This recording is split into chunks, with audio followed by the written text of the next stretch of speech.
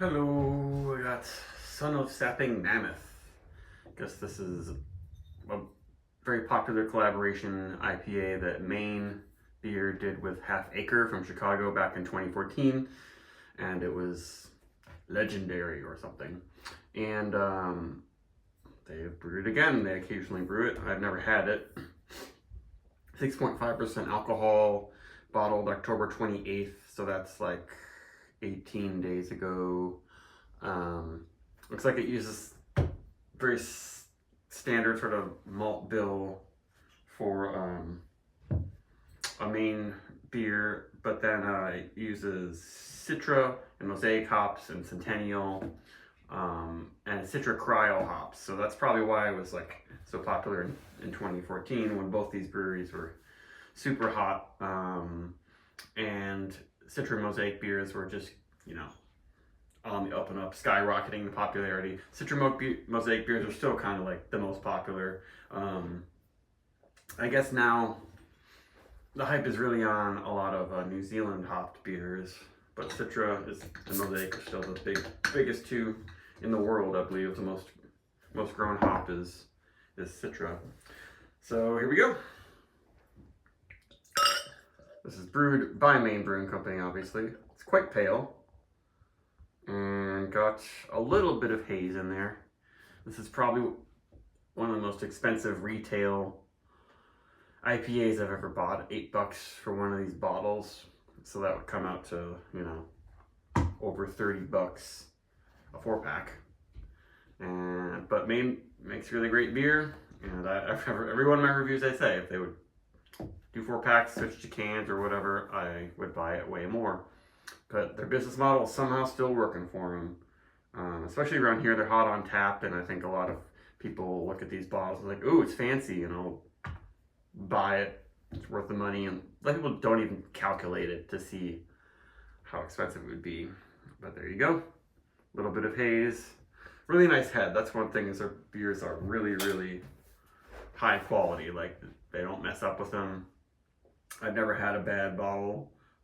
You often can find them super duper fresh because they're popular and move fast, and because they're not making insane volume, I guess. They do ship it around the country, so some of those bottles might get old in places where they're not really well known, and where they're like, what, half-liter IPA bottles? That's dumb. And I think it is kind of dumb. But there you go. Son of Sapping Mammoth. That smells really good. Has some of that nice classic Citra Mosaic, you know. The Citra's bringing in sweet orange, tropical notes. They both kind of combine to really make some nice pineapple notes. But then there's that. And there's also peachy. I guess they also combine to make good peachy notes, but the peach berry is what I get mostly from Mosaic. I don't get it as much in just straight Citra beers. And the Centennial seems to be sitting in the back seat. There's just a little bit of a slight pine thing in there, but a really nice big aroma. A little bit of a dank thing in there, but just very fruity. Really nice ripe pineapple, ripe peach. And it's very light on the green notes. It's not really getting, there's no like oniony, scalliony stuff. That smells really nice.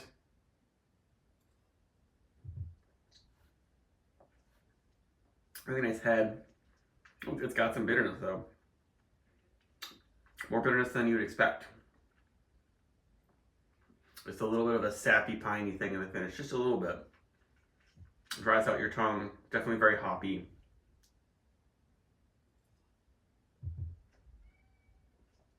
Despite this nice, rich head, the feel is a little bit coarse. It's almost got a little bit of like a West Coast coarse, bitter bite. I mean, coarse isn't maybe the right term. Just the feel is not ultra soft.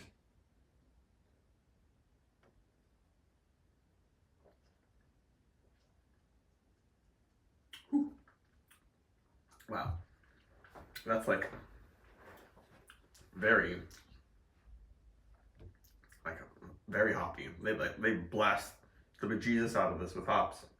Yeah, this is a kind of like an all coast and no coast beer. And so Half Acre is from the Midwest, and they make some beers that have some good bitterness. Maine Brewing Company, they tend to make beers that are a little less bitter. They're not super, sweet, hazy, New England style exactly. But then this one, it's like overloaded with the hops, and definitely a good amount of bittering hops. Maybe that's where the Centennial comes in, that it's giving me some old-fashioned West Coast vibes. But they don't use any, a lot of dark malts. It's very pale, even paler than a lot of other Maine beers, IPAs.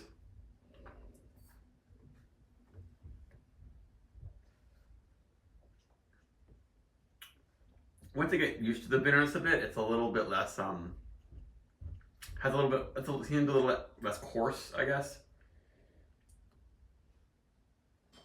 But this one would be somewhat hard to chug. I mean, I appreciate the level of hopping in this.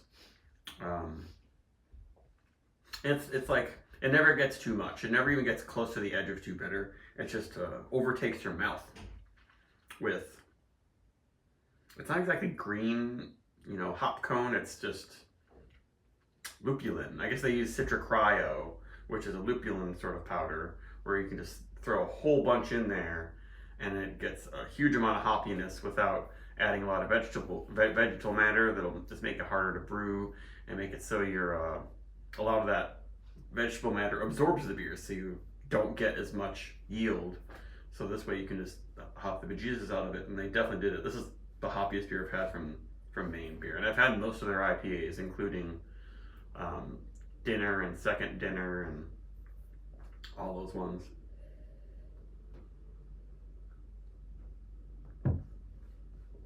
It's still very well made, very clean. We got this good lacing, a good cap of foam. I don't know if it might not be my favorite from them. It's a cool thing to try. Maybe if I see it again, pass. But if you consider this, compare this to going out to get an IPA on draft, an $8 IPA on draft in the Boston area is probably not going to be great. And then you have to pay tip and all that stuff. So this is definitely worth, staying in, getting something special. And it's a very good experience. Their bottling is always done really well. The carbonations and everything is always very good. So I would recommend trying it if you see it, because it's disappearing. I feel like this thing is popular, so it sells out. And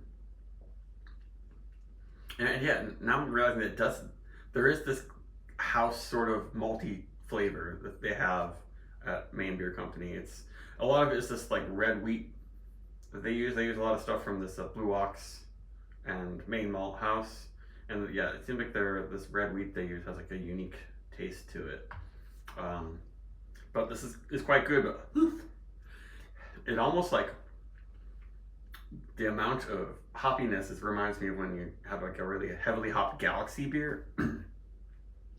But that gets really mentholy. This one stops short of that. It's just a little bit of a pine thing and just clean resin. So 4.3 maybe.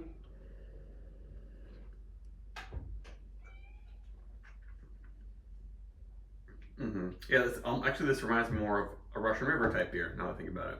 Russian River, but using sort of more modern hops. But yet Russian River, even when they ship it across the country, cheaper than this. Okay, I'll stop talking about that. But yeah, good beer. Bye.